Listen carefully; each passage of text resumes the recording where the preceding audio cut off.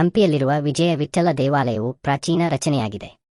ಈ ದೇವಾಲಯವು ವಾಸ್ತುಶಿಲ್ಪ ಮತ್ತು ಕರಕುಶಲತೆಗೆ ಹೆಸರುವಾಸಿಯಾಗಿದೆ. ಈ ಸ್ಮಾರಕವು ಹಂಪಿಯ ಸ್ಮಾರಕಗಳ ಗುಂಪಿನಲ್ಲಿನ ಅತಿದೊಡ್ಡ ಮತ್ತು ಪ್ರಸಿದ್ಧ ರಚನೆಗಳಲ್ಲಿ ಒಂದಾಗಿದೆ. ಹಂಪಿ ಎಂದರೆ ನಮ್ಮ ಕಣ್ಮುಂದೆ ಸುಳಿಯುವುದು ಪುರಾತನ ದೇಗುಲಗಳ ಮಹಾಗುಚ್ಛ, ಪ್ರಾಚೀನ ಭಾರತೀಯ ಶಿಲ್ಪಕಲೆಯ ಸೊಬಗು ಸೊಗಸು.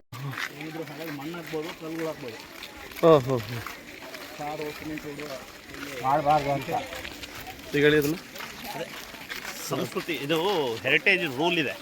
ವರ್ಲ್ಡ್ ಹೆರಿಟೇಜ್ ಸೈಟ್ ಅಂದರೆ ನೈಸರ್ಗಿಕವಾಗಿ ಏನಿದನ್ನು ಅದನ್ನು ಹಾಗೆ ಸಂರಕ್ಷಣೆ ಮಾಡಬೇಕು. ನಾವು ಹಳೆಯ ಕಟ್ಟಡವನ್ನು ಏನಾದರೂ ಬದಲಾವಣೆ ಮಾಡಿ ಹೊಸ ಕಲ್ಲಿಂದ ಹೊಸ ದೇವಸ್ಥಾನ ಮಾಡ್ತೀವಿ ಅಂದರೆ ಇಲ್ಲಿ ಅವಕಾಶ ಇಲ್ಲ, ಕಾನೂನಿಲ್ಲ ಅದಕ್ಕೆ. ಹಾಗಾಗಿ ವಿಶ್ವ ಪರಂಪರಾ ಸಾಲಿನ ಪಟ್ಟಿಯಲ್ಲಿ ಹಂಪಿ ಸೇರಿಕೊಂಡಿದೆ. ಆಮೇಲೆ ರಸ್ತೆಗಳಾದರೂ ಅಷ್ಟೇ ಡಾಂಬರೀಕರಣ, ನೈಸರ್ಗಿಕ ಮಣ್ಣಿನ ರಸ್ತೆ ಹೇಗಿದೆನೋ ಅದನ್ನು ಹಾಗೆ ಕಂಟ್ರೋಲ್ ಮಾಡ್ಕೋಬೇಕು. ಆಮೇಲೆ ಕೃಷಿ ಮಾಡಲಿಕ್ಕಷ್ಟೇ ಹಂಪಿ ಸುತ್ತಮುತ್ತದಲ್ಲಿ ಇಲಾಖೆ ಅನುಮತಿ ಇಲ್ದಂಗೆ ಬೋರ್ವೆಲ್ಲು ಹಾಕೋ ಹಾಗಿಲ್ಲ, ಗುಂಡಿ ತೋಡೋ ಹಾಗಿಲ್ಲ. ಇವೆಲ್ಲ ಇಲಾಖೆ ನಿಯಮಗಳಿವೆ. ಇಲ್ಲಿ ಮೇಳೈಸಿದೆ. ಈ ಎಲ್ಲ ದೇಗುಲಗಳಿಗೆ ಕಲಶವಿಟ್ಟಂತೆ ಇರುವುದು ಸದಾ ಜುಳುಜುಳು ಎಂದು ಹರಿಯುವ ತುಂಗಭದ್ರಾ ನದಿ ತಟದಲ್ಲಿರುವ ವಿಠ್ಠಲ ದೇವಾಲಯ. ಇದೊಂದು ಅತ್ಯಂತ ಪುರಾತನ ದೇಗುಲವಾಗಿದ್ದು, ಇದು ಅನನ್ಯ, ಅಸಾಧಾರಣ, ವಿಶಿಷ್ಟ ಬಗೆಯ ವಾಸ್ತುಶಿಲ್ಪ ಮತ್ತು ಸರಿಸಾಟಿಯಿಲ್ಲದ ಕರಕುಶಲತೆಯ ಶಿಲ್ಪಕಲಾ ವೈಭವಕ್ಕೆ ಜಗತ್ಪ್ರಸಿದ್ಧವಾಗಿದೆ. ಇದು ಹಂಪಿಯ ಅತಿ ದೊಡ್ಡ ಮತ್ತು ಅತ್ಯಂತ ಜನಪ್ರಿಯ ದೇವಾಲಯ. ಇದು ಹಂಪಿಯ ಈಶಾನ್ಯ ಭಾಗದಲ್ಲಿದೆ. ಈ ದೇಗುಲದ ಶಿಲ್ಪಕಲೆ ಸೌಂದರ್ಯವನ್ನು ಇನ್ನೊಂದು ದೇಗುಲದ ಜೊತೆಗೆ ಹೋಲಿಕೆ ಮಾಡಲಾಗದಷ್ಟು ಇಲ್ಲಿನ ಕಲಾಕೃತಿ ಅದ್ಭುತವಾಗಿದೆ. ಇಲ್ಲಿನ ಕಲ್ಲಿನ ರಥ ಮತ್ತು ಸಂಗೀತ ಸ್ತಂಭಗಳಂತಹ ಅದ್ಭುತ ಕಲ್ಲಿನ ರಚನೆಗಳನ್ನು ನಮ್ಮ ಕಣ್ತುಂಬಿಕೊಂಡೇ ಅವುಗಳ ಸೌಂದರ್ಯವನ್ನು ಆಸ್ವಾದಿಸಬೇಕಿದೆ. ಹಂಪಿಯ ಈ ಪ್ರಮುಖ ದೇಗುಲವು ಪಾಳುಬಿದ್ದ ಈ ಐತಿಹಾಸಿಕ ನಗರದ ಪ್ರಮುಖ ಆಕರ್ಷಣೆಯಾಗಿದೆ ಮತ್ತು ಪ್ರವಾಸಿಗರು ಮತ್ತು ಇಲ್ಲಿಗೆ ಭೇಟಿ ನೀಡುವವರೆಲ್ಲರೂ ನೋಡಲೇಬೇಕಾದ ಸ್ಥಳವಾಗಿದೆ.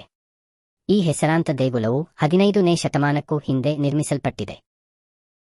ಈ ದೇಗುಲವನ್ನು ವಿಜಯನಗರ ಸಾಮ್ರಾಜ್ಯದ ರಾಜರುಗಳಲ್ಲಿ ಒಬ್ಬರಾದ ರಾಜ ದೇವರಾಯ ಕ್ರಿಸ್ತಶಕ 1422-1446 ಆಳ್ವಿಕೆಯ ಅವಧಿಯಲ್ಲಿ ನಿರ್ಮಿಸಲಾಯಿತು.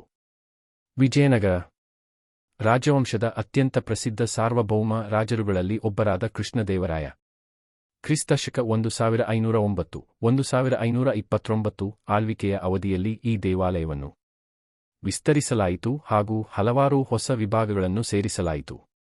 ಈ ದೇಗುಲದ ಅಂದ ಹೆಚ್ಚಿಸಿ ಅದು ಜನಮನ ಸೂರೆಗೊಳ್ಳುವಂತೆ ಮಾಡಿ ಇಂದಿಗೂ ಪ್ರವಾಸಿಗರನ್ನು ಕೈ ಬೀಸಿ ಕರೆಯುವಂತೆ ಮಾಡುವಲ್ಲಿ ಅವರ ಕಾಣಿಕೆ ಅಪಾರವಾದುದು. ವಿಜಯನಗರ ಅರಸರ ಕಾಲದಲ್ಲಿ ಹಂಪಿಯಲ್ಲಿ ನಿರ್ಮಾಣಗೊಂಡ ದೇಗುಲಗಳ ಪೈಕಿ ಅತ್ಯಂತ ಅಲಂಕೃತ ದೇಗುಲವೆಂದೇ ಈ ವಿಜಯ ವಿಠಲ ದೇಗುಲವನ್ನು ಕರೆಯುತ್ತಾರೆ.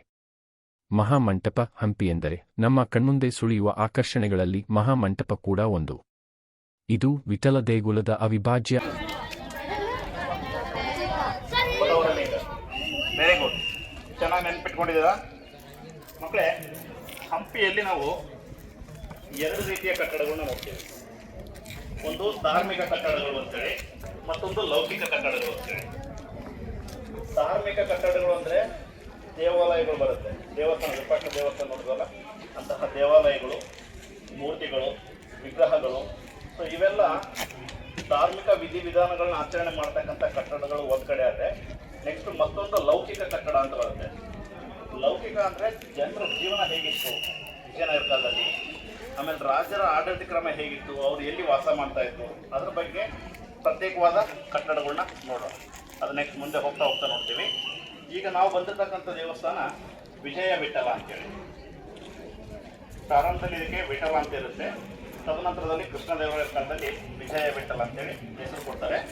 ಈ ದೇವಸ್ಥಾನ ಅಷ್ಟೇ ವೈಷ್ಣವರ ದೇವಸ್ಥಾನ. ಇದು ವಿಷ್ಣುವಿನ ದೇಗುಲ ಸಂಪೂರ್ಣ ಇದು ಅಂಗವಾಗಿದೆ. ಇದರ ಇನ್ನೊಂದು ಹೆಸರು ಮುಖ್ಯ ಸಭಾಂಗಣ. ಇದು ದೇವಾಲಯ ಸಂಕೀರ್ಣದ ಒಳ ಪ್ರಾಂಗಣದಲ್ಲಿದೆ. ಇದರ ಸೌಂದರ್ಯ ಕನಿಗೆ ಹೋಲಿಕೆ ಇಲ್ಲ. ಇದರ ತಳಪಾಯ ಅಂದರೆ ಪಂಚಾಂಗ ಅತ್ಯಂತ ಅಲಂಕೃತವಾಗಿದ್ದು ಹಲವಾರು ಶಿಲ್ಪ ಕೆತ್ತನೆಗಳು ಇದರ ಅಂದವನ್ನು ನೂರ್ಮಡಿಗೊಳಿಸಿವೆ. ಇಲ್ಲಿರುವ ಪ್ರಮುಖ ಕೆತ್ತನೆಗಳೆಂದರೆ ಯೋಧರು, ಅಶ್ವದಳ, ಹಂಸ ಇತ್ಯಾದಿಗಳು.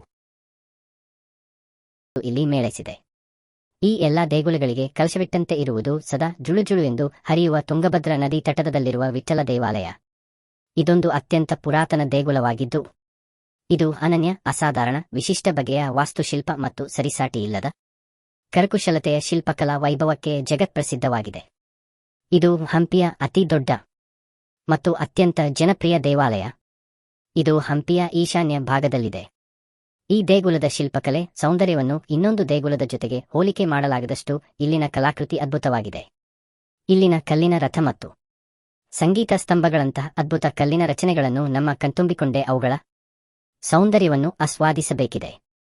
ಹಂಪಿಯ ಈ ಪ್ರಮುಖ ದೇಗುಲವು ಪಾಳುಬಿದ್ದ ಈ ಐತಿಹಾಸಿಕ ನಗರದ ಪ್ರಮುಖ ಆಕರ್ಷಣೆಯಾಗಿದೆ ಮತ್ತು ಪ್ರವಾಸಿಗರು ಮತ್ತು ಇಲ್ಲಿಗೆ ಭೇಟಿ ನೀಡುವವರೆಲ್ಲರೂ ನೋಡಲೇಬೇಕಾದ ಸ್ಥಳವಾಗಿದೆ.